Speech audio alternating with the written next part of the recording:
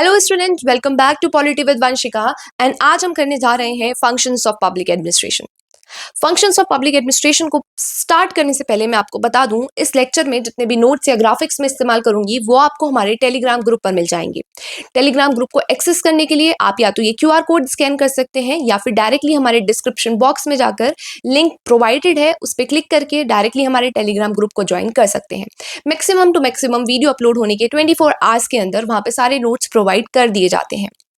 उसके अलावा अगर आपको पॉलिटी के ऐसे ही भारी कॉन्सेप्ट्स को इजी तरीके से समझने में मजा आ रहा है तो आप हमारे चैनल को सब्सक्राइब कर सकते हैं, वीडियो को लाइक कर सकते हैं और आपको नेक्स्ट वीडियो किस कॉन्सेप्ट पे चाहिए, किस टॉपिक पर चाहिए वो आप हमें कमेंट सेक्शन में बता सकते हैं।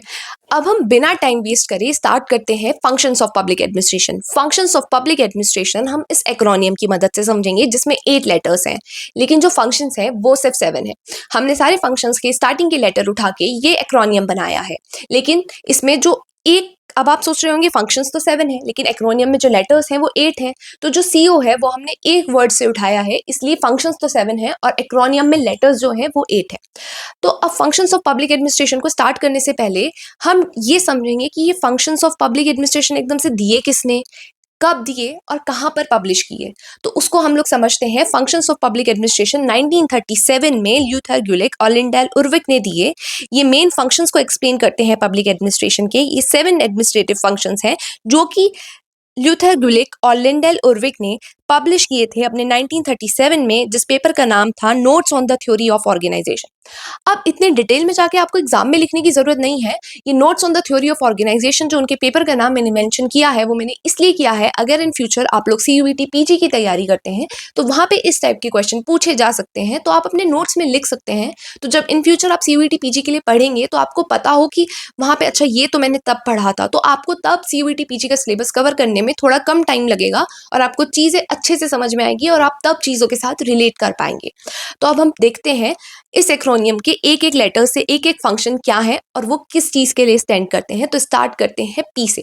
पी से होता है प्लानिंग। पी स्टैंड करता है प्लानिंग के लिए। प्लानिंग का मतलब हो गया डिसाइड करना कि क्या काम किया जाएगा, वो काम कैसे किया जाएगा, कब किया जाएगा और उस काम को कौन करेगा। तो किसी भी एडमिनिस्ट्रेशन में उसका फर्स्ट स्टेप जो होता है वो प्लानिंग ही होता है।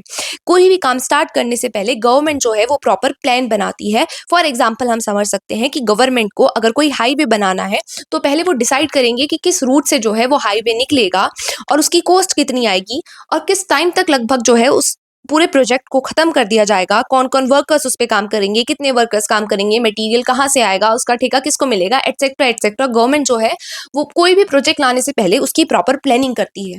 तो प्लानिंग करने की इंपॉर्टेंस क्या क्या है? प्लानिंग करने से कंफ्यूजन रिड्यूस होता है, टाइम बचता है, पैसा बचता है और गोल्स को टाइमली अचीव करने में प्लानिंग जो है मदद करती है। इसके बाद आता है ओ। पीओ। ओ स्टैंड करता है ऑर्गेनाइजिंग के लिए।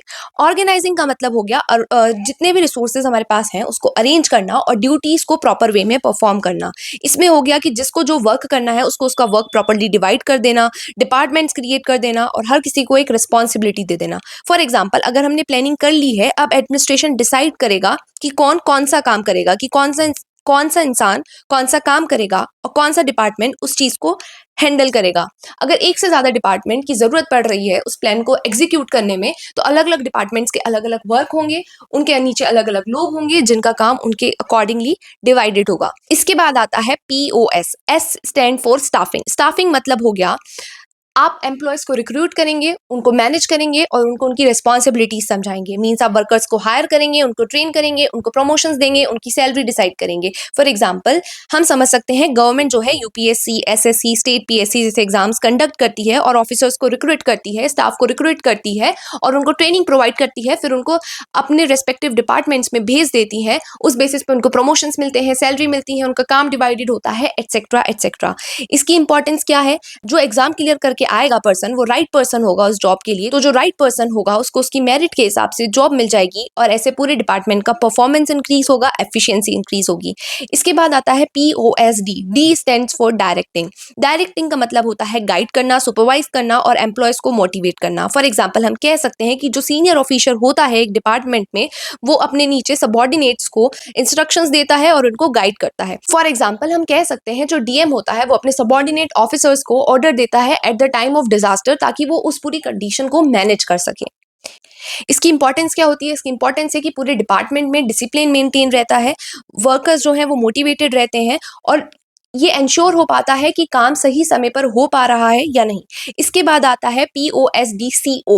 जैसा कि मैंने कहा था कि फंक्शंस तो 7 हैं, लेकिन एक्रोनियम में जो लेटर्स हैं वो 8 हैं। वो इसलिए क्योंकि इसके बाद आता है POSDCO। CO मीन्स कोऑर्डिनेटिंग, तो कोऑर्डिनेटिंग से हमने 2 लेटर्स उठाए हैं। कोऑर्डिनेटिंग का मतलब होता है, कोऑर्डिनेटिंग को हम समझ सकते हैं कोऑर्डिनेशन। कोऑर्डिनेशन का मतलब होता है जब डिफरेंट डिपार्टमेंट्स में कॉपरेशन बना रहे, डिफरेंट डिपार्टमेंट जो है वो एक साथ आके काम करें एक गोल को अचीव करने के लिए। फॉर एग्जांपल हम समझ सकते हैं डिजास्टर मैनेजमेंट के टाइम पे पुलिस जो है वो तो सिक्योरिटी कंट्रोल कर रही है, हेल्थ डिपार्टमेंट जो है वो ट्रीटमेंट प्रोवाइड करा रहा है लोगों को, और फूड डिपार्टमेंट जो है वो फूड सप्लाई कर रहा है। इस एग्जाम्पल की मदद से हम देख सकते हैं कि सारे के सारे डिपार्टमेंट्स एक साथ आकर एक ही गोल को अचीव करने के लिए एक साथ वर्क कर रहे हैं और सारे डिपार्टमेंट्स में कंफ्यूजन नहीं क्रिएट हो रहा है, कोऑर्डिनेशन मेंटेन हो रहा है। और इसका इंपॉर्टेंस ये है, अगर डिपार्टमेंट कोऑर्डिनेट करके वर्क करेंगे तो इसका इंपॉर्टेंस होगा कि कंफ्लिक्ट रिड्यूस होंगे, टीम वर्क एंश्योर होगा और एफिशिएंसी से काम हो सकेगा। इसके बाद आता है POSDCOR। R stand for reporting. Reporting मतलब हो गया आप जो भी काम कर रहे हैं आप उसका रिकॉर्ड मेंटेन करके रख रहे हैं और अपने हायर अथॉरिटीज को इन्फॉर्म कर रहे हैं कि कितना काम हो चुका है और कितना काम रह गया है और आने वाले कितने समय में वो काम पूरा हो जाएगा। इसमें आप मीटिंग्स के थ्रू बता सकते हैं, रिपोर्ट्स के थ्रू बता सकते हैं, मेल्स के थ्रू बता सकते हैं, एटसेट्रा एटसेट्रा। रिपोर्टिंग का सिंपल मतलब ये हो गया जो भी ऑफिशियल्स हैं वो हायर अथॉरिटीज को रेगुलरली बताएंगे कि वो क्या काम कर रहे हैं, कितना रह गया है और कितना कंप्लीट कर चुके हैं, एटसेट्रा एटसेट्रा। रिपोर्टिंग की वैल्यू किसी भी एडमिनिस्ट्रेशन में सबसे ज्यादा होती है बिकॉज रिपोर्टिंग की ही मदद से उस पूरे के पूरे एडमिनिस्ट्रेशन में ट्रांसपेरेंसी मेंटेन की जा सकती है। इसके बाद आता है POSDCOR। B stands for budgeting. Budgeting का मतलब होता है कि आपकी जितनी इनकम है और आपका जितना खर्चा है आप उसको प्रॉपर्ली मैनेज करके चल रहे हैं। इसमें आ जाता है बजट को प्रिपेयर करना, आप जितना खर्चा कर रहे हैं उसको कंट्रोल करना, आप अपनी प्लानिंग पूरे साल की किस हिसाब से कर रहे हैं, पूरी फाइनेंशियल प्लानिंग मेंटेन करके चलना। फॉर एग्जांपल हम कह सकते हैं एडमिनिस्ट्रेशन जो है वो डिसाइड कर लेता है साल के स्टार्टिंग में ही कि उसके पास कितना पैसा जो है अवेलेबल है और उसको वो पैसा कहाँ और कितना और कैसे स्पेंड करना है। बजटिंग का इंपॉर्टेंस है, अगर हम साल के स्टार्टिंग में ही एक पूरा बजट बना लेंगे अपनी इनकम का और अपने एक्सपेंडिचर का, तो हम फालतू की जगह वेस्ट होने वाले मनी को बचा सकते हैं। तो हम लिख सकते हैं budgeting prevent wastage of money. अब हम आते हैं इन फंक्शंस के एडवांटेजेस पे। आपको खुद लगा होगा ना, अगर हम अच्छे से चीजों को प्लान करेंगे, ऑर्गेनाइज करेंगे, कोऑर्डिनेट करेंगे, बजट बना लेंगे, तो हमारा जो पूरा एडमिनिस्ट्रेशन है वो सिस्टमेटिकली वर्क करेगा, कोऑर्डिनेशन इंप्रूव होगा, एफिशिएंसी इंक्रीज होगी, हर किसी को अपनी ड्यूटी पता होगी, उसको पता होगा कि उसको क्या काम करना है और इसकी मदद से जो हमारा गोल था, जो हमें अचीव करना था, हम उसको इफेक्टिवली और एफिशिएंटली अचीव कर पाएंगे। ये जो एक्रोनियम है ये बहुत ही इंपॉर्टेंट कॉन्सेप्ट है पब्लिक एडमिनिस्ट्रेशन में। आई होप ये वीडियो लेक्चर ने आपको हेल्प किया होगा इसको समझने में, और आप मेरे को कमेंट सेक्शन में जरूर बताना आपको वीडियो कैसी लगी।